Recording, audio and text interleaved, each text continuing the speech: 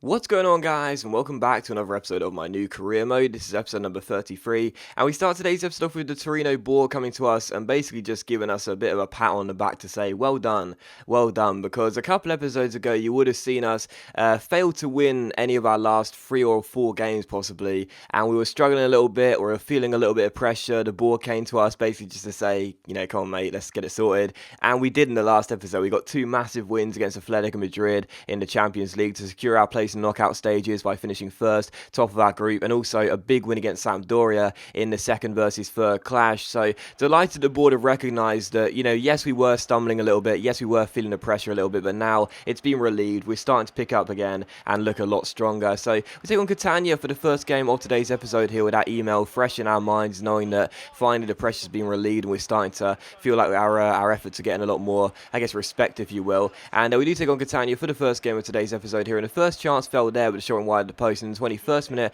a great chance on the break here as Poloski gets on the ball, takes it around El Prete, strikes it from just inside the area and finds the back of the net as well, and gets his 6th goal at the Serie A this season. So delighted with that. As you guys know, Poloski this season not looking like his usual self. Last season finished with 27 goals in the Serie A. It's not going to happen this year. I didn't predict it would happen this year either. I knew with Immobile coming in, he'd not score as many goals, but he's still been quite disappointing. But even so, his 6th goal in the Serie A, and I guess just having a healthy contribution of goals coming from anywhere is better than nothing. So Catania 0, Torino 1. What I liked about that goal as well was Çalhanoğlu's pass to start up the counter-attack. Just flicked the ball over his head. That was beautiful. But still, Catania 0, Torino 1. Catania would equalise in the 41st minute. If I'm pronouncing the name wrong, I do apologise. But it would equalise in the 41st minute here. Really, really frustrating. But the shot comes in, it smashes the post, and it falls right to number 21, who has an open goal about 5 yards out, and he is not going to miss. So the home side are back on level terms here. Pretty poor defending, yes, but as the shot comes in, sometimes when it hits the woodwork or your goalkeeper saves it,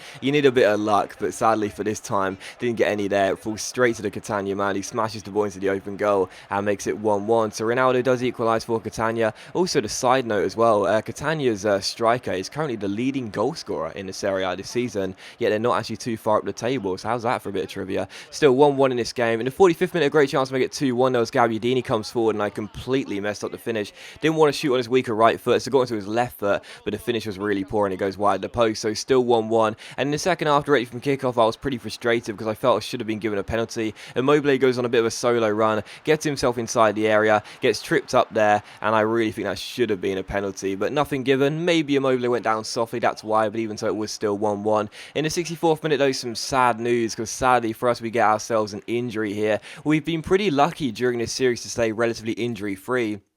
But sadly, this is an injury for our skipper, Maximovic, and our captain is going to have to leave the pitch, sadly, and that's a real blow. Hopefully that's not a big injury or anything. We do have a winter break straight after this game, so I guess if injuries can come at any time, you want it to come when you go into it, going into a break. But even so, an injury to Maximovic and the Serbian is forced off, so still 1-1. And with 4 minutes to go, we were still level in this game, just couldn't seem to break down Catania in the second half. But Benassi plays it through towards Florenzi here. Florenzi finds Gabbiadini, turns his man, plays it back towards Poloski. Don't want to surrender possession and watch Catania time waste for the remaining few minutes. So as Benassi finds Darmian here, he fakes shots around his man, drills in across, picks out Florenzi, and from 6 yards out, Florenzi makes it Catania 1, Torino 2, with just over a minute of normal time to play. So absolutely delighted about that. Florenzi last season was one of the most underrated players in our side, did so well for us last season despite only growing 1 rating. This season, he's been a little bit disappointing, primarily because Çalhanoğlu's come in and he's sort of done what Florenzi was doing last season,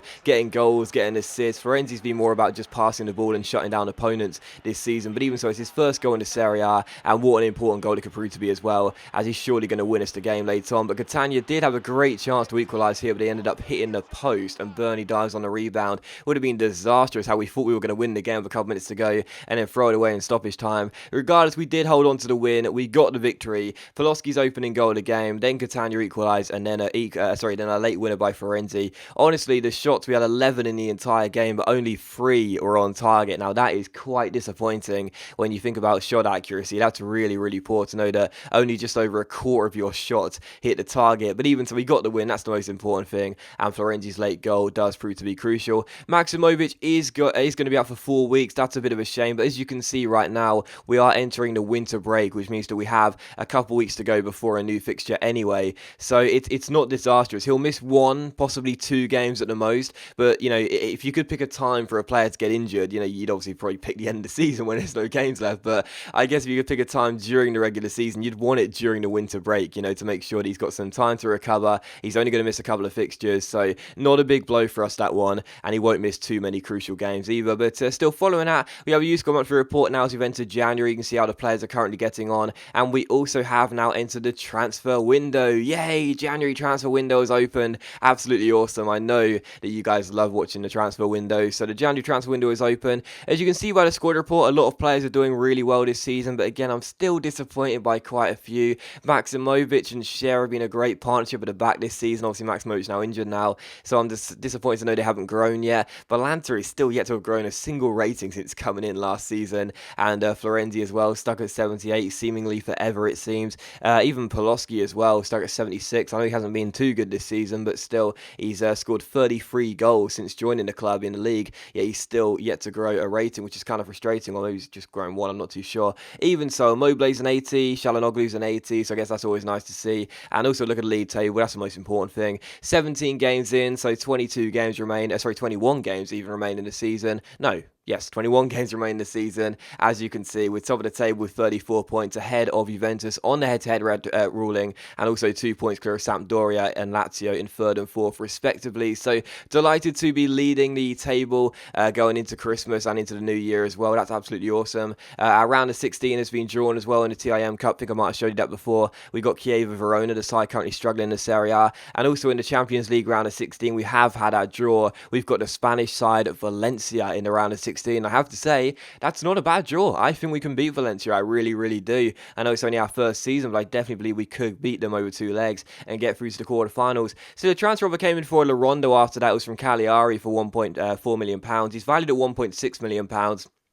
I was thinking about counter-offering and asking for a bit more, but he's 27 years old, 71 overall. I don't think he's going to grow anymore. We don't really need him here. He's on 25 grand a week. I may as well sell him and look to bring in a younger replacement. And also Maximovic wants a new contract, which is kind of frustrating because he hasn't even grown yet, which is really frustrating. So I don't want to give him one just yet. And also Montpellier came in for Martinez, our Venezuelan centre-forward. They offered £3.3 million, which wasn't a bad deal considering he's only valued at £2 million and only grown 1 rating. I asked for £6.25 million though, and Montpellier came back with £5 million. I was thinking, that's not a bad deal. That's over double his valuation. He's only grown 1 rating, doesn't get on the pitch too many times. I know he's only 22, so he's probably got a few more ratings to grow. He could possibly even hit 80, you never know.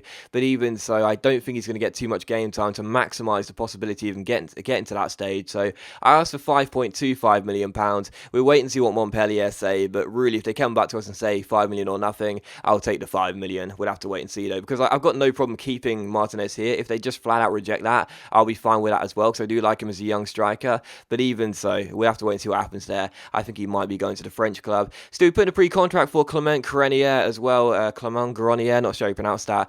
The central attacking midfielder from Lyon. Looks like a really decent player. He could be a great player to come in on a free transfer. So we'll wait until he says after offering a contract. And there you go. And we take on Sassuolo for the second and final game of today's episode. Here is Sassuolo come and take us on here at the Stadio Olimpico di Torino. Of course, 2 games to go before we reach the halfway stage in the league. We are top of the table and we want to stay there as well and hopefully get a win in this game. And the first chance would fall to us in the 8th minute as Immobile picks the ball up and finds Poloski. Poloski takes it round his man. Lovely couple of skill moves by Poloski there, but Consogli makes the save and dives on the rebound. So still Torino 0, Sassuolo 0, but another great chance in the 14th minute. Shalanoglu wins the ball here down the right hand side, takes it round Longhi. Really good chance here. He gets himself inside the area, drills in across, and at the far post, Immobile really should have scored, but the shot goes wide of the post. So still goalless in this game, but the early chance is coming to Torino. It's what you want to see. And in the 18th minute, Gabbiadini slides it through towards Immobile. Another great chance here, but another really good save by Consogli, and a follow-up header by Immobile goes over the bar. So still goalless in this game. In the 29th minute here,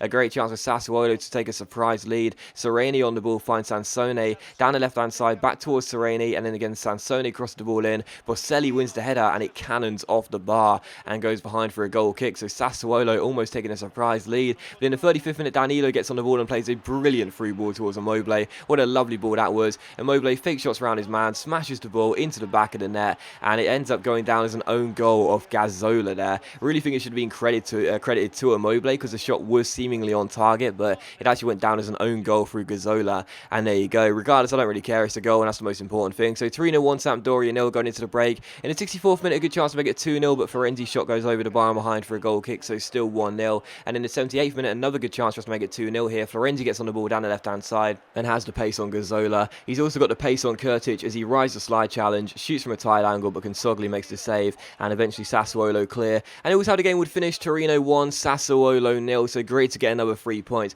Thought we should have won the game by a couple more goals, to be honest. We did play much better than Sassuolo. They did hit the bar in the first half, but other than that, didn't really do too much to threaten Bernie's goal, and we did get ourselves the 3 points, though. That is the most important thing. But that is going to be the episode, guys, so as always, a big thank you for watching the video. Really hope you have enjoyed it. If you have enjoyed today's episode of my new career mode, then please do leave a like, it's much appreciated, and it really does help my channel out. But of course, you don't have to leave a like if you don't want to, and I'll see you for the next episode of my new career mode very soon.